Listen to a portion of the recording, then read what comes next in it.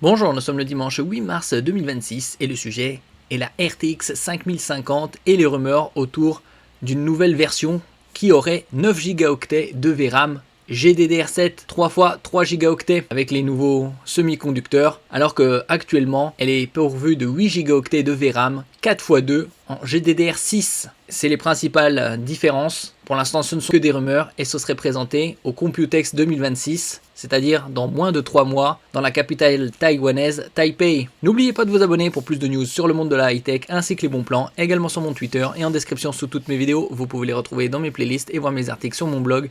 Tous les liens seront en description. N'oubliez pas de mettre un j'aime, un commentaire, de partager et de cliquer sur les liens en dessous de mes vidéos pour soutenir la chaîne.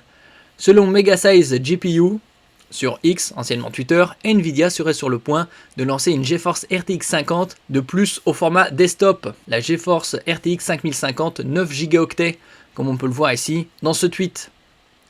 Et donc les différences entre la 5050 actuelle et celle avec les rumeurs, c'est que tout est identique à l'exception de la VRAM.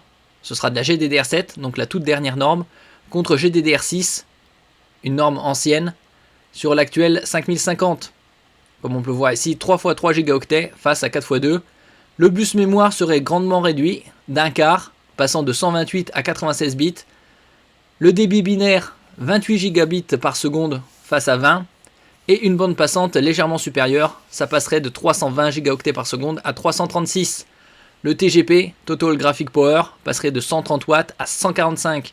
Y a-t-il un intérêt de proposer une 5050 avec 9 Go de VRAM? Vu le format 3 x 3, c'est assez logique. Il devrait davantage se concentrer sur des 5060 et plus.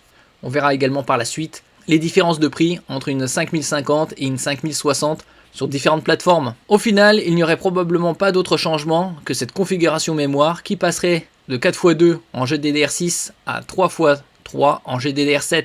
Donc une bande passante bien différente, puisque là le débit binaire passe de 20 gigabits par seconde à 28, donc plus 40%.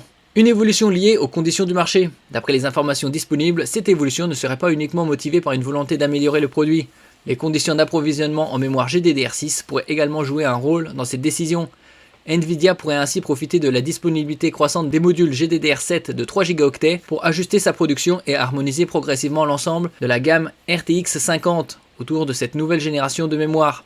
L'utilisation de modules de 3 Go n'est d'ailleurs pas totalement nouvelle dans l'écosystème Nvidia. Certains GPU mobiles récents commencent déjà à exploiter ce type de puce mémoire, permettant des configurations inédites comme 12 Go sur certains modèles de cartes graphiques pour laptop gaming. Et donc ce serait présenté au Computex, un lancement possible lors du Computex qui se tiendra du 2 au 5 juin à Taipei, capitale de Taïwan. Actuellement, on peut trouver par exemple des 5050 à partir de 267 € sur PC Componentes. Je mettrai les liens en description avec 2 ventilateurs. Il y a des modèles également overclockés à partir de 313 € comme le Gigabyte, tandis que la 5060, elle, commence aux alentours de 330 € avec le Asus Prime overclocké. Donc là, on passe d'une 5050 à une 5060, de 8 Go de GDDR6 à 8 Go de GDDR7 et des performances bien supérieures pour la 5060, environ 23%. Donc en gros un quart plus performante. Donc y a-t-il un intérêt d'investir dans une 5050? Pas vraiment au vu des prix.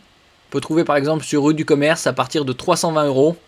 La MSI Ventus overclockée, Gigabyte 320 € également, Asus Dual 320, d'autres overclockés MSI 322, ça c'est des 5050, tandis que les 5060 commencent à 360 €. On peut trouver des versions overclockées comme la Asus Dual 5060 overclockée à 370. Donc par exemple, il y a 50 € de différence entre une 5050 Dual et une 5060 overclockée. Bien évidemment, la 5060 est un meilleur investissement. Son prix n'a pas trop évolué au cours des derniers mois. Donc concernant cette rumeur avec une 5050 pourvue de 3 x 3 Go de GDDR7, c'est assez curieux, mais plausible au vu de l'envolée des prix des mémoires GDDR6.